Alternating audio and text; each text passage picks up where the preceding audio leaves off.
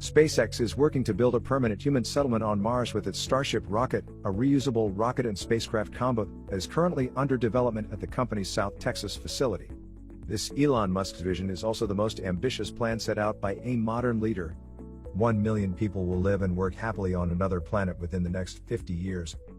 A second home for the human race, it's a crazy idea to think about. Obviously, Elon Musk is the only person so far with the money and the resources, and the determination to actually get this thing done. So what exactly are they going to do when they get there? And what life in Elon Musk's Mars colony will be like with 1 million people? Well, no one can really say for sure, but there are some really cool ideas out there and it's all pretty fun to think about, so that's what we're doing today. 1. How SpaceX is going to Mars. SpaceX will use the Starship as a mode of transportation between Earth and Mars. That's the same rocket that just completed a successful takeoff and landing test. The SN-15 prototype is a really big stainless steel rocket ship that can take off from a planet, fly through space and come back down again fully intact. And it can do that over and over again with only a pause to refuel in between flights. No rocket voyage like this has ever been successfully done before. This is a true game changer. The Starship will act as a ferry between Earth and Mars. Every 2 years, when Earth and Mars reach their closest point in space, fleets of Starships will make the 7-month journey between the two planets. The first crossing will be a few ships just to test the waters, but after a few of these cycles, we'll be sending thousands of ships from Earth to Mars. Musk said he hoped to build 1,000 Starships, the towering and ostensibly fully reusable spaceship that SpaceX is developing in South Texas, over 10 years. That's 100 Starships per year. Musk added the goal is to launch an average of 3 Starships per day and make the trip to Mars available to anybody. It needs to be such that anyone can go if they want, with loans available for those who don't have money, Musk wrote. Obviously, no one thinks that Mars is going to be a nice, comfortable place to live. In the last episode, we had a video about how dangerous it is on Mars and how Elon Musk will deal with that problem. But there's another remarkable idea in today's episode. A few years ago, the SpaceX founder and CEO went on a late show with Stephen Colbert and discussed a strategy for making the red planet more livable, detonating nuclear bombs over its poles. Thermonuclear weapons over the poles. You're a supervillain! After that terraforming concept, he once tweeted, "Nuke Mars." A few hours later, he followed up with another tweet, "T-shirts soon." The idea would involve using a continuous stream of low fallout explosions, creating something akin to an artificial sun above each pole without making it radioactive. This would be used to heat the ice reserves and release carbon dioxide.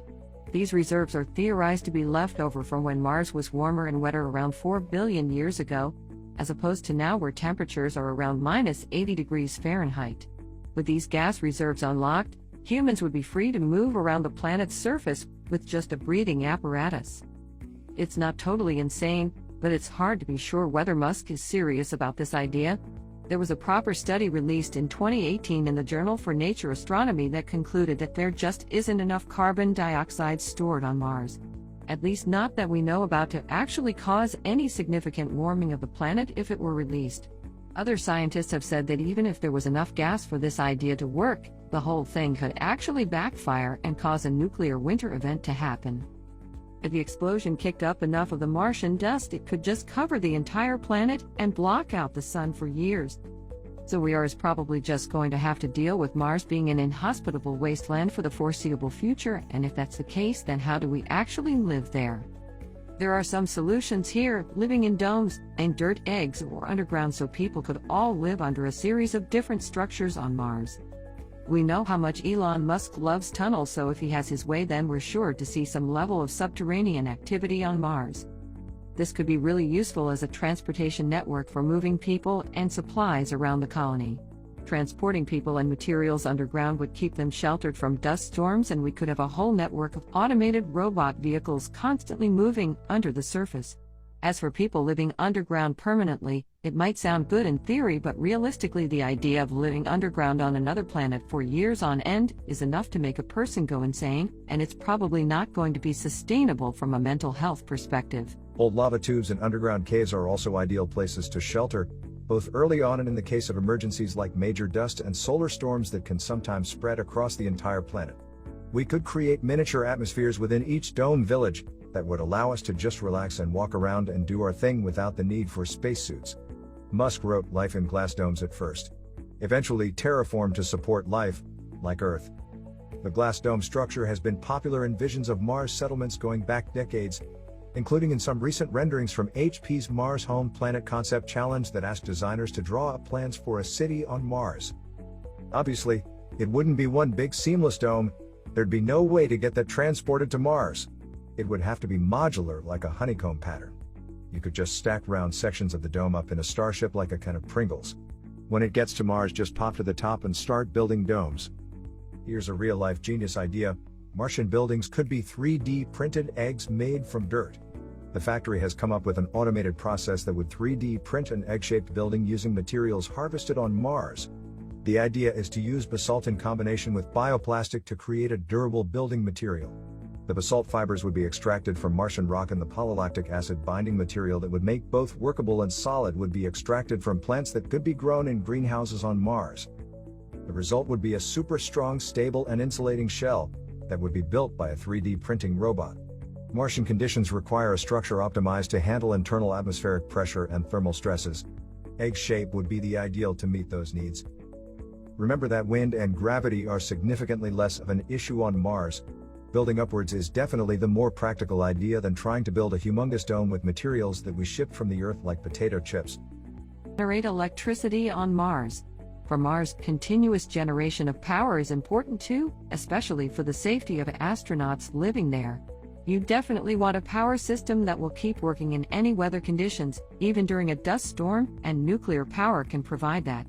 There is potential value in all sorts of power systems for a Mars mission, including solar, batteries, and nuclear. We would like to discuss detailed information in another episode. The power system is going to depend on the specific mission. NASA's Glenn Research Center is the power development center for NASA and performs research into a wide variety of power options, including batteries, solar cells, radioisotope systems, fission power systems, and regenerative fuel cells. The key is to pick the right power source for the needs of the mission, based on the resources available. Now the next big question is who gets to go first. It's obviously going to be scientists and engineers. There should also be plenty of opportunities for farmers, tradespeople, mechanics, and maybe even YouTubers. They'll have a lot of very complicated work cut out for them, and Musk wants to start landing uncrewed starships on Mars by as early as 2024. And they won't just be doing that for fun. Ships are going to be loaded with supplies that people will need to get started on building a Mars base. Musk made the comments during an interview with XPRIZE founder Peter Diamandis, adding about the journey, "It's uncomfortable. It's a long journey, you might not come back alive. We won't make anyone go," he added. "Volunteers only." Musk has previously said he hopes to one day live on Mars, but has not indicated he would be part of any early settlement missions.